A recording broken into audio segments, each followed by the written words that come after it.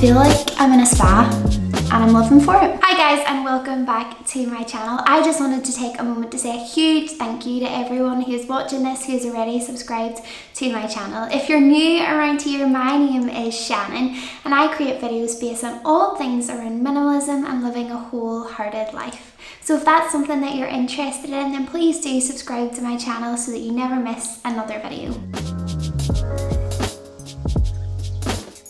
Do you know sometimes in your life when you write a list, and you write a list because there's just so much going on there that when you get it on paper, it helps you to process it? Journaling is exactly the same. It's just a way to help you get the stuff that's in here on paper so that you can begin to look at it with a new perspective and new insight. In my own story, I grew up an only child and I'm also a major introvert. And so for me, growing up, I spent a lot of time on my own as an only child. And so from an early age, from around 7, I began to write stories and thoughts and poems and little things in a diary that I called my journal. And as I got older, this became a really safe space for me to express my thoughts, to process my emotions, and to look at them in a new light with new insight and new perspective. For me, journaling is this opportunity to get it all out on paper, to write down everything that I'm feeling, thinking, and expressing, and to know that I'll be met with no judgment and I can just get it all out there. Journaling helps us to identify our thoughts, whether they be negative or positive, and it also helps us to look at them with a fresh perspective. I know that I've gone through things in my life, and when I've actually written them down and processed them through journaling, I've discovered that maybe they weren't quite as bad as I thought they were. It also gives me a space to express fully how I feel without a fear that anyone needs to read them or know exactly what's going on in my mind. So those are some of the reasons why journaling is super helpful. So I wanted to share a few tips of how to begin journaling. So the first thing you want to do is you want to grab a notebook of any form.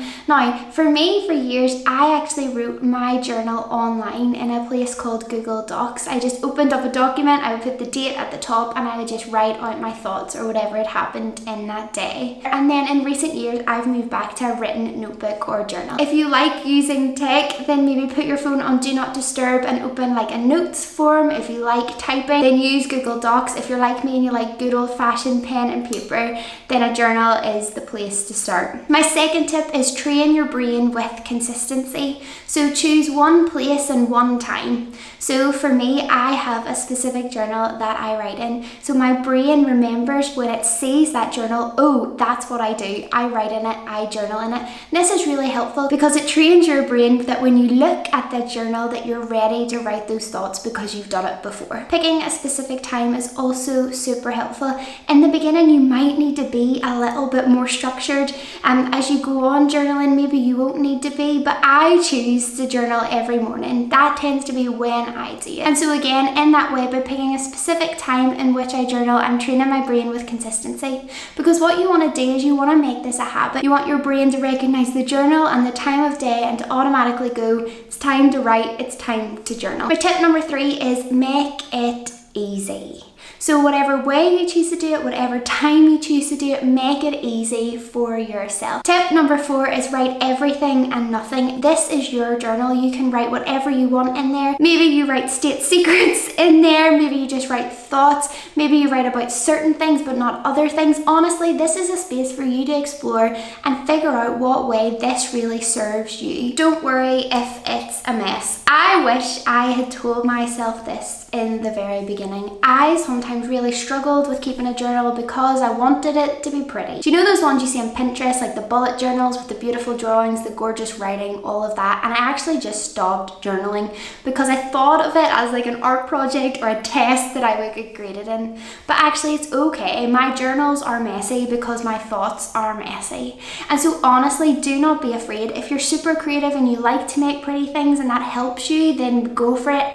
If maybe that's not your strong suit, don't be afraid to keep journaling. Don't be afraid if your journals are messy. It's not an art project. It's not a competition. It's just for you. My tip number 5 is something that can be super helpful, is to ask yourself the same question every day. So maybe that's, what am I grateful for today? What are things that I want to achieve today? How do I feel today? You can choose any number of questions. Often in my journal, this is where I take space to process my thoughts and my emotions, but it's also where I take space to practice prayer. I am a Christian, I believe in God, and so sometimes I write out my prayers to God, sometimes I wait and I listen and I believe that the Lord speaks, and so I wait to see what He says back. But honestly, this is just a space where you can write whatever you want to write, or maybe to write certain lists. So you could list 10 things you're thankful for, you could list 10 things in your day that frustrated you, you could list 10 things that bring you joy, whatever you choose. But sometimes these are just really super helpful prompts to get you writing, to get you started, to get you going. If you'd love some more help with prompt questions, over on my Instagram, Shannon or Rosbra, this week I will be sharing journaling prompts, so you can follow me there to find out a few more of those. So that's us for today's video. I so hope you've enjoyed it, and I cannot wait to see you next Thursday for another video. Bye!